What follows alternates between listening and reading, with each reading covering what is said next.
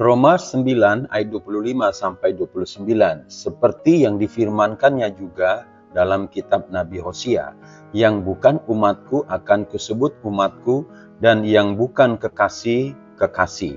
Dan di tempat di mana akan dikatakan kepada mereka, kamu ini bukan umatku, di sana akan dikatakan kepada mereka, anak-anak Allah yang hidup.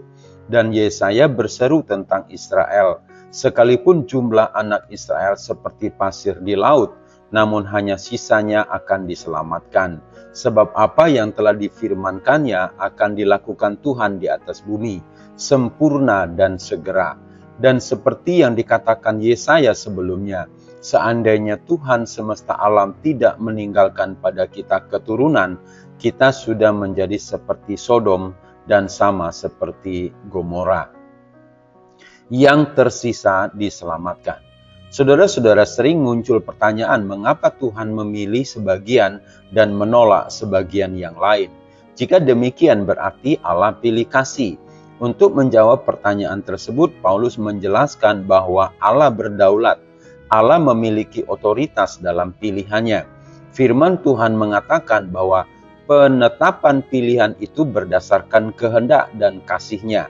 Penentuan pilihan ini tidak berdasarkan perbuatan manusia, melainkan karena kasih karunia-Nya.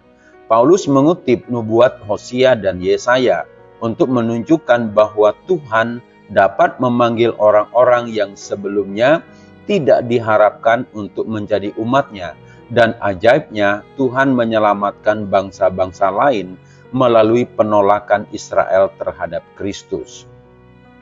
Saudara-saudara, penolakan Israel terhadap Kristus menurut Paulus adalah bagian dari rencana Allah yang lebih besar untuk menyelamatkan bangsa-bangsa lain.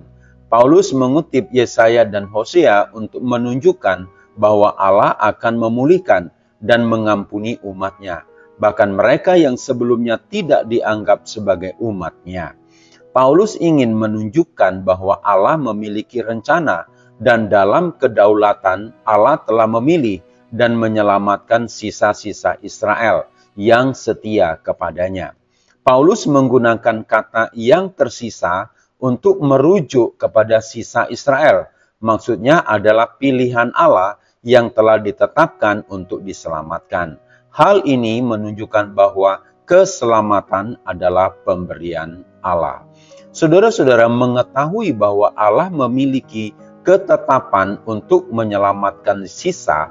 Hal ini menunjukkan bahwa keselamatan bukan didasarkan pada sukuisme dan kebangsaan Israel.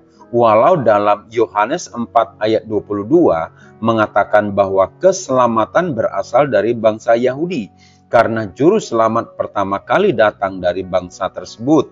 Hal ini menunjukkan bahwa Mesias, yaitu Yesus, adalah seorang Yahudi, dan keselamatan yang dia bawa pertama kali ditawarkan kepada bangsa Yahudi.